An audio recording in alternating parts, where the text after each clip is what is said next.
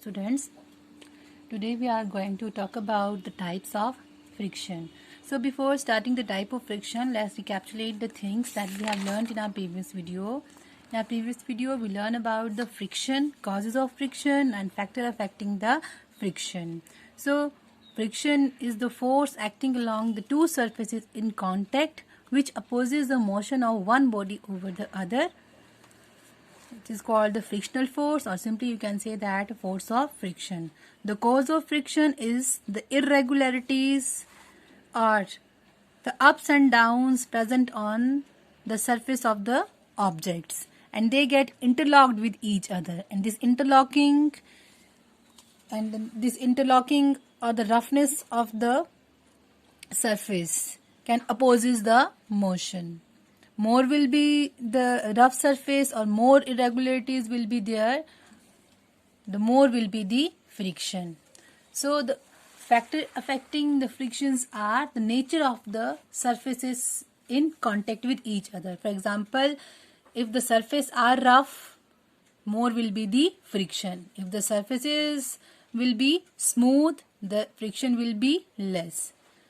It also depends upon the weight of the body.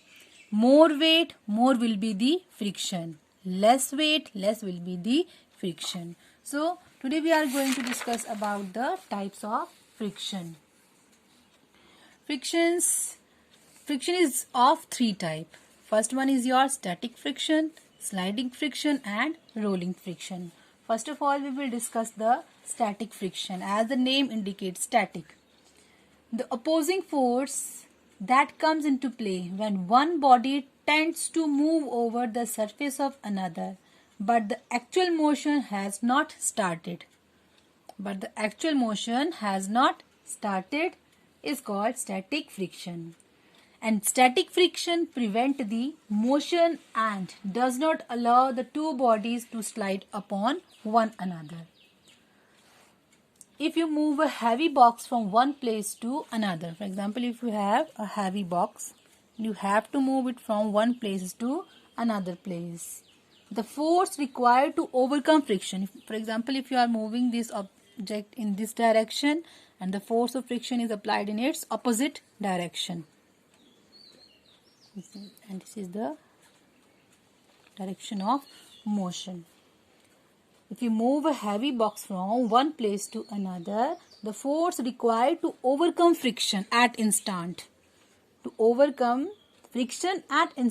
box start moving from rest. It is a measure of limiting friction. Now, what is limiting friction? Limiting friction is the maximum value of static friction is called the limiting friction. The maximum value of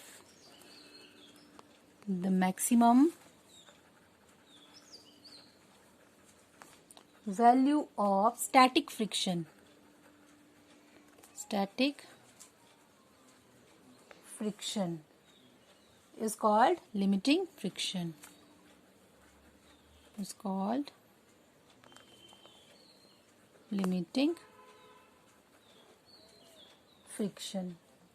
Limiting friction is the maximum opposing force that comes into play. Limiting friction is the maximum opposing force that comes into play when one body is just ready to or just at a verge of moving over the surface of another body. So, second one is sliding friction. When we increase the applied force slightly, for in this case, when we increase the applied force slightly beyond the limiting friction, then what will happen? We see that the box begin to slide slowly. And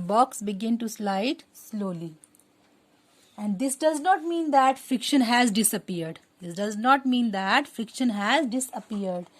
as the sliding begins, it is found that the frictional force decreases. When the object is start sliding, friction decreases.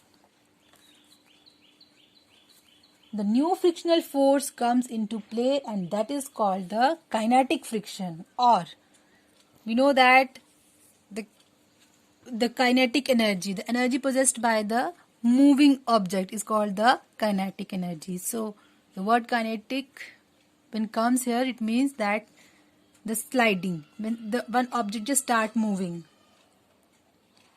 it is acting between the two bodies when they are moving upon each other. So we can define the sliding friction as it is the opposing force that comes into play when one body actually slides over the surface of another body.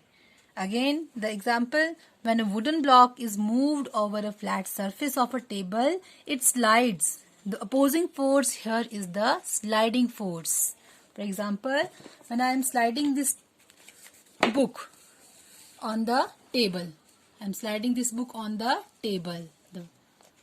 When it start moving, the opposing force that comes into play is the sliding force, sliding friction. The third type of friction is rolling friction. The opposing force, rolling friction, as the name indicates, roll. The opposing force that comes into play when one body is actually rolls over the surface of another body. For example, roller skates have wheels that help in the moving very fast. Whenever along with this, you can see that whenever possible, sliding friction is replaced by rolling friction. For example, I'm just pulling this book or just applying a force on it and it starts sliding over the surface. It is the sliding friction. Now I can convert the sliding friction into rolling friction by placing a circular or a pencil, and I am placing this book here and try to pull it over here. Then I am feeling that the force applied in rolling friction is very much less than that the sliding friction. Now we know that the sliding friction is replaced by rolling friction. In this case, sliding friction is replaced by the rolling friction, and this is achieved by using wheels, ball bearings, roller bearings, etc. You know that children love to play roller skates to feel the adventurous fast motion. Roller skates have tiny wheels. We take the example of the roller skates. They have tiny wheels. They have tiny wheels, and these wheels have very small rolling friction and help in fast motion of the skater. Nowadays, you can see that the luggage such as suitcase are provided with tiny wheels. Even a child can pull such type of luggage very easily. And these wheels have very small rolling friction.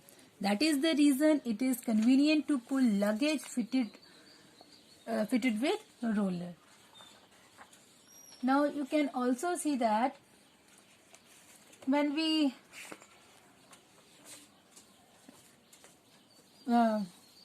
observe that for a given pair of surface, static friction is little more than the sliding friction. Why? Question arises, why sliding friction is slightly less than static friction? This is because once an object begins to move over a surface, the interlocking between the two surfaces get removed. And due to this, the sliding friction is slightly less than static friction. But remember, it is greater than the rolling friction. See, very important question of this chapter. So, along with this, in our next video, we will discuss about the fluid friction and friction as a necessary evil. Thank you.